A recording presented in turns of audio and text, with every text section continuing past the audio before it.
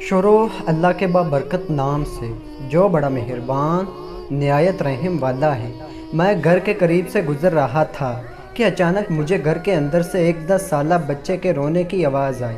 آواز میں اتنا درد تھا کہ مجھے مجبوراً گھر میں داخل ہو کر معلوم کرنا پڑا کہ یہ 10 سالہ بچہ کیوں رو رہا ہے۔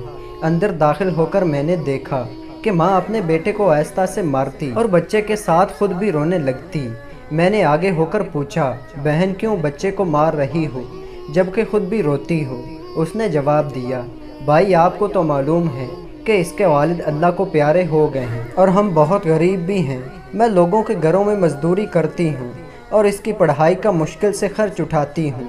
یہ کم بخت سکول روزانہ دیر سے جاتا ہے اور روزانہ گھر دیر سے آتا ہے۔ جاتے ہوئے راستے میں کہیں کھیل کود میں لگ جاتا ہے اور پڑھائی کی طرف ذرا بھی توجہ نہیں دیتا، جس کی وجہ سے روزانہ اپنی اسکول کی وردی گندی کر لیتا ہے۔ میں نے بچے اور اس کی ماں کو تھوڑا سمجھایا اور چل دیا۔ ایک دن صبح سبزی منڈی کچھ سبزی وغیرہ لینے گیا تو اچانک میری نظر اس 10 سالہ بچے پر پڑی جو روزانہ گھر سے مار کھاتا تھا۔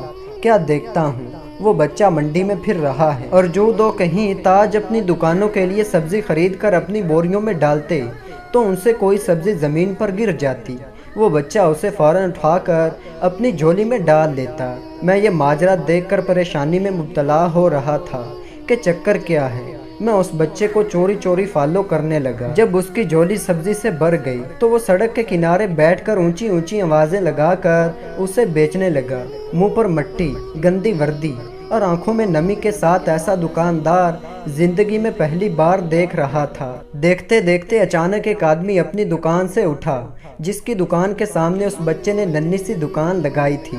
اس شخص نے آتے ہی ایک زوردار پاؤں مار کر اس ننھی سی دکان کو ایک ہی جھٹکے میں ساری سڑک پر پھیلا دیا اور بازو سے پکڑ کر اس بچے کو بھی اٹھا کر دھکا دے دیا۔ ننھا دکاندار آنکھوں میں آنسو لیے دوبارہ اپنی سبزی کو اکٹھا کرنے لگا اور تھوڑی دیر بعد اپنی سبزی کسی دوسرے دکان کے سامنے ڈرتے ڈرتے لگا لی۔ بھلا ہو اس شخص کا جس کی دکان کے سامنے اب اس نے اپنی ننھی دکان لگائی۔ اس شخص نے اس بچے کو کچھ نہیں کہا۔ تھوڑی سی سبزی تھی، جلدی فروخت ہو گئی اور وہ بچہ اٹھا اور بازار میں کپڑے والی دکان میں داخل ہوا اور دکاندار کو وہ پیسے دے کر دکان میں پڑا اپنا اسکول بیگ اٹھایا اور بنا کچھ کہے اسکول کی جانب چل دیا۔ میں بھی اس کے پیچھے پیچھے چل رہا تھا۔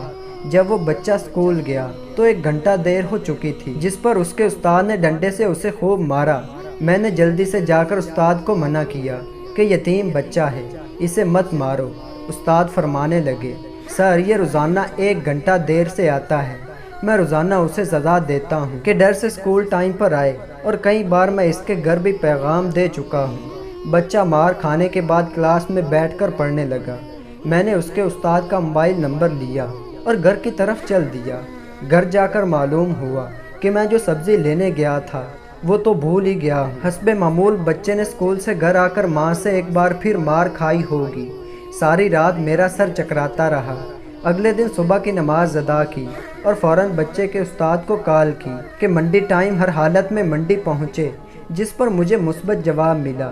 سورج نکلا اور بچے کا اسکول جانے کا وقت ہوا اور بچہ گھر سے سیدھا منڈی اپنی ننھی دکان کا بندوبست کرنے لگا۔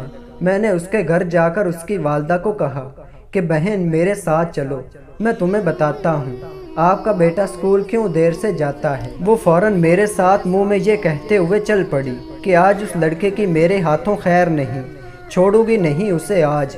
منڈی میں لڑکے کا استاد بھی آ چکا تھا۔ ہم تینوں نے منڈی کی 3 مختلف جگہوں پر پوزیشنیں سنبھال لی اور ننھی دکان والے کو چھپ کر دیکھنے لگے۔ حسب معمول آج بھی اسے کافی لوگوں سے جھڑکیں لینی پڑی اور آخر کار وہ لڑکا اپنی سبزی فروخت کر کے کپڑے والی دکان کی طرف چل دیا۔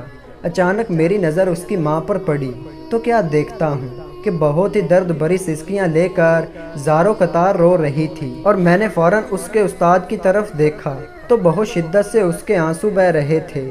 دونوں کے رونے میں مجھے ایسا لگ رہا تھا جیسے انہوں نے کسی مظلوم پر بہت ظلم کیا ہو اور آج ان کو اپنی غلطی کا احساس ہو رہا ہو۔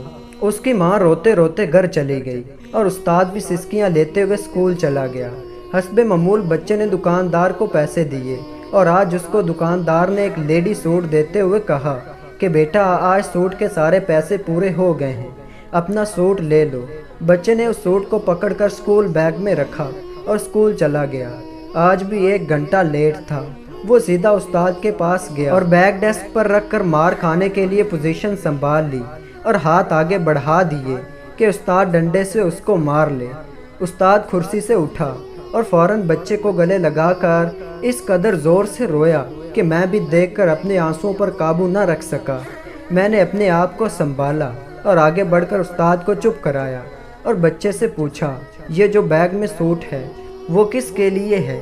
بچے نے جواب دیا کہ میری ماں امیر لوگوں کے گھروں میں مزدوری کرنے جاتی ہے اور اس کے کپڑے پھٹے ہوئے ہوتے ہیں، اس کے پاس جسم کو مکمل ڈھانپنے والا کوئی سوٹ نہیں ہے، اس لیے میں نے اپنی ماں کے لیے یہ سوٹ خریدا ہے۔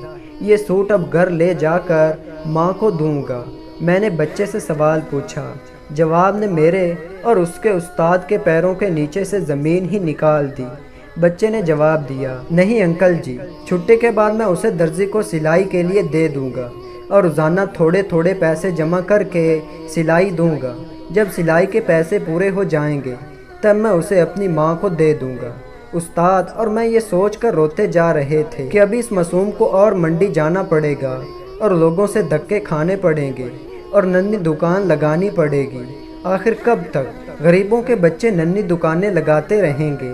آخر کب تک ہم اپنے جیسے انسانوں کو ان کے جائز حقوق کے بھی غاصب بنے رہیں گے اور ان کے حقوق کی تباہی لاتے رہیں گے؟ پتہ نہیں ہم کیسے مسلمان ہیں۔